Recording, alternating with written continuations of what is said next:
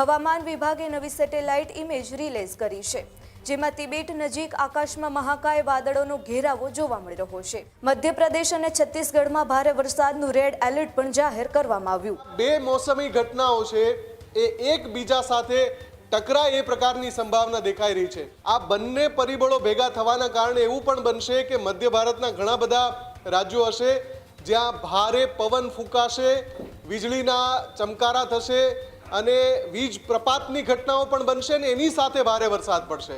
80% વિસ્તારમાં ઓગસ્ટના પહેલા સપ્તાહમાં જે વરસાદ પડવાનો છે એ ખૂબ સારો વરસાદ પડવાનો છે। 80% ગુજરાતને આવરી લેશે અને એ સિસ્ટમ પર આ બે જે પરિબળો નવા સર્જાઈ રહ્યા છે એની પણ સીધી અસર થવાની સંભાવના છે।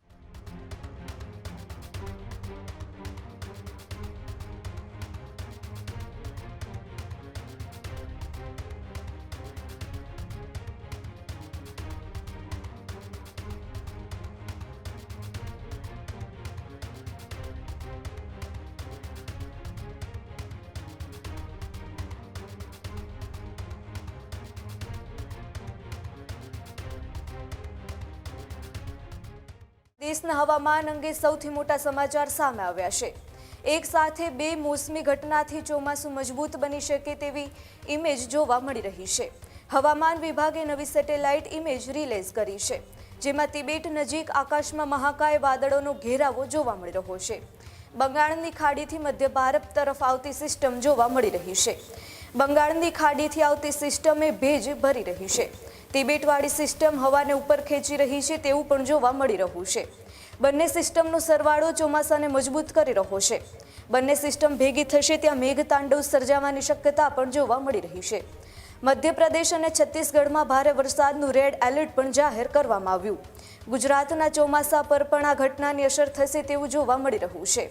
દેશના ચોમાસા અંગે સૌથી મોટા સમાચાર સામે આવી રહ્યા છે। આપણી સાથે વધુ માહિતી માટે મુફદ્દલ જોડાયા છે। મુફદ્દલ, જે રીતે દેશના હવામાનને લઈને સૌથી મોટા સમાચાર સામે આવી રહ્યા છે, જેમાં મધ્યપ્રદેશ તેમજ છત્તીસગઢમાં પણ ભારે વરસાદનું રેડ એલર્ટ જાહેર કરવામાં આવ્યું છે અને ક્યાંક ને ક્યાંક સિસ્ટમ વરસાદની બનતી જોવા મળી રહી છે, તો એ સિસ્ટમની ગુજરાત પર કેટલી અસર જોવા મળશે?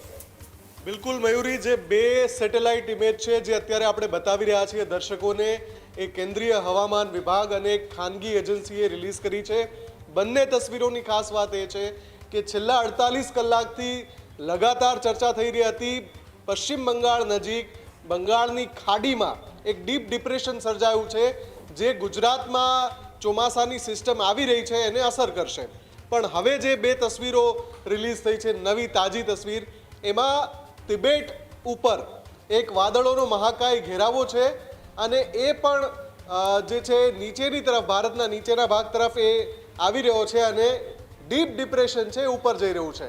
એટલે આ બે મોસમી ઘટનાઓ છે એ એકબીજા સાથે ટકરાય એ પ્રકારની સંભાવના દેખાઈ રહી છે અને જો એ ટકરાય તો મધ્ય ભારતના મોટા ભાગના રાજ્ય એવા હશે કે જ્યાં અતિ ભારે વરસાદ પડી શકે છે। આપણે જેને સાદી ભાષામાં મેઘ તાંડવ કહીએ છીએ એ પ્રકારની સ્થિતિ સર્જાઈ શકે છે। એની સાથે સાથે જો આ બંને સિસ્ટમ ટકરાય છે તો ડીપ ડિપ્રેશનમાં પણ ભારેથી અતિ ભારે વરસાદ પડતો હોય છે, પણ તિબેટની આ જે સિસ્ટમ નીચેની તરફ આવી રહી છે એ હવાને ઉપરની તરફ ખેંચી રહી છે અને ડીપ ડિપ્રેશન છે એ આખા આબોહવાની અંદર ભેજનો ઉમેરો કરી રહી છે।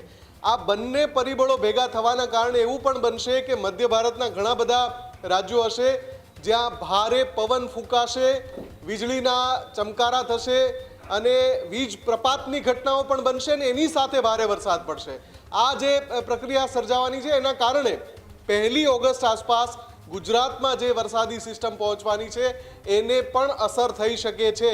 આ સંભાવનાઓ અત્યારે આપણે જોઈ રહ્યા છીએ 29મી જુલાઈએ। 24 થી 48 કલાક ખૂબ જ મહત્વના છે। 30મી અને 31મી જુલાઈએ એ જોવાનું રહેશે કે જે સિસ્ટમ ગુજરાત પર આવી રહી છે વરસાદ વરસાવવા માટે, ઓગસ્ટનું પહેલું સપ્તાહ આખું જે છે એ ગુજરાતમાં ખૂબ સારો વરસાદ પડે, સાર્વત્રિક વરસાદ પડે। ડેટા જે અત્યારે આપણી પાસે આવી રહ્યો છે, 80% વિસ્તારમાં ઓગસ્ટના પહેલા સપ્તાહમાં જે વરસાદ પડવાનો છે એ ખૂબ સારો વરસાદ પડવાનો છે। 80% ગુજરાતને આવરી લેશે અને એ સિસ્ટમ પર આ બે જે પરિબળો નવા સર્જાઈ રહ્યા છે એની પણ સીધી અસર થવાની સંભાવના છે। એટલે ચોક્કસથી જે વરસાદની ઘટ છે અત્યાર સુધી એના માટે ઓગસ્ટના પહેલા સપ્તાહનો વરસાદ ખૂબ જ મહત્વનું પરિબળ સાબિત થવાનો છે અને અત્યારે જોવા જઈએ તો આ સારા સમાચાર મોટાભાગના વિસ્તારો માટે છે, પણ જો મેઘ તાંડવની સ્થિતિ સર્જાય, આપ ફાટ્યું એ પ્રકારની સ્થિતિ સર્જાય તો કેટલાક વિસ્તારોમાં પૂર પણ આવી શકે છે. મયુરી, ખેડૂત ભાઈઓ છે ખેતરમાં ડ્રોન ઉડાવતા હોય છે ત્યારે આપણે એક પ્રશ્ન સતાવતો હોય છે કે જે આપણે અત્યાર સુધી જીપીએસ ટેકનોલોજીવાળા ડ્રોન વાપર્યા છે, જેથી કરીને મોબાઈલ ટાવર છે અથવા તો હાઈ ટેન્શન લાઇન પસાર થતી હોય, કોઈ વૃક્ષો હોય, ત્યારે જે જીપીએસ ટેકનોલોજીવાળા ડ્રોન છે એમાં ટકરાય અને ટ્રેસ થાય છે. પણ એગ્રીઓન લાવ્યું છે GNSS ટેકનોલોજી ડ્રોન, જેથી કરીને એ ડ્રોન છે એ કોઈ જગ્યાએ ટકરાય નહીં, પોતાની રીતે જ ડિસિઝન લે છે અને મૂવ થઈ જાય છે, જેથી કરીને GNSS ટેકનોલોજી ડ્રોન છે એ વાપરવાનો આગ્રહ રાખો. હજુ સુધી તમે અમારી ચેનલને સબસ્ક્રાઇબ નથી કરી તો અત્યારે જ ન્યૂઝરૂમ ગુજરાતને સબસ્ક્રાઇબ કરો, ફેસબુક અને ઇન્સ્ટાગ્રામ પર ફોલો કરો.